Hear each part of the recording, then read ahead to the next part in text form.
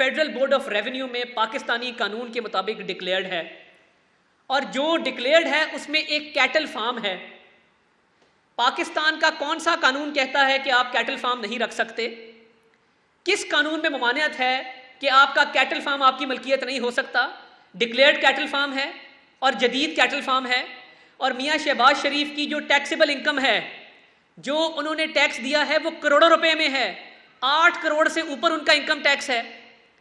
तो ये 49 लाख की जो आप बात कर रहे हैं, करोड़ों रुपए टैक्स देने वाले शख्स से आप 49 लाख की बात कर रहे हैं।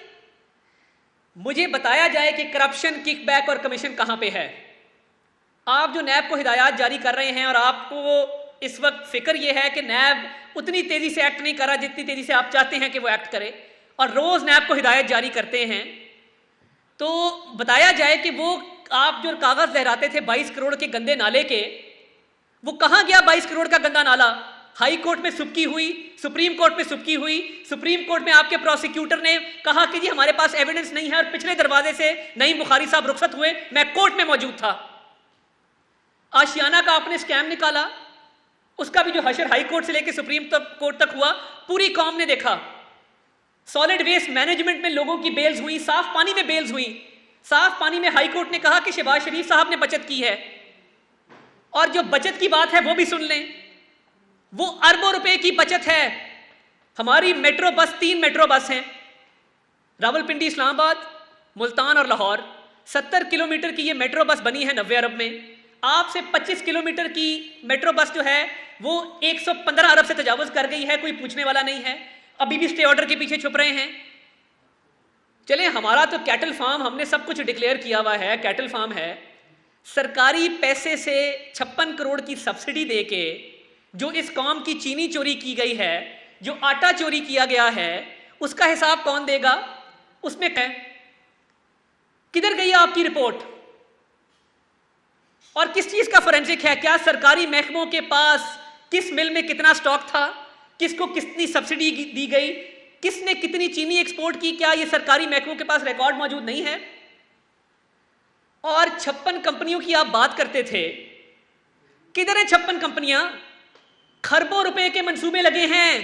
शहबाज शरीफ साहब ने इस मुल्क में बिजली भी लगाई है मियां नवाज शरीफ की क़यादत में।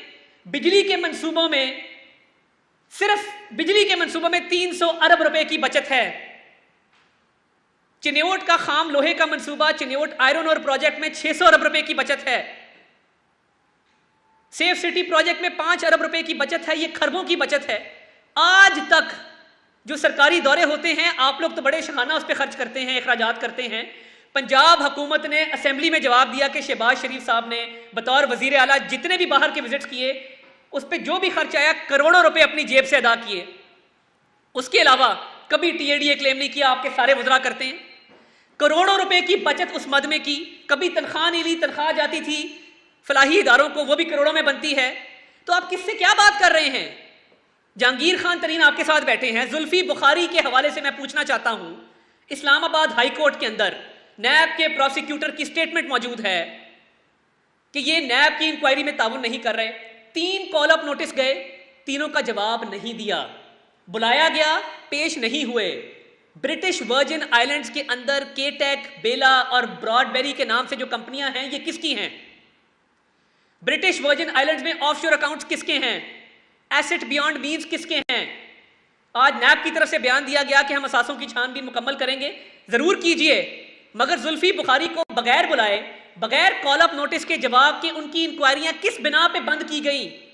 उस प्रोसिक्यूटर ने 3 दिन बाद इस्तीफा क्यों दिया, जो कह रहा था कि ये कोऑपरेट नहीं कर रहे हैं?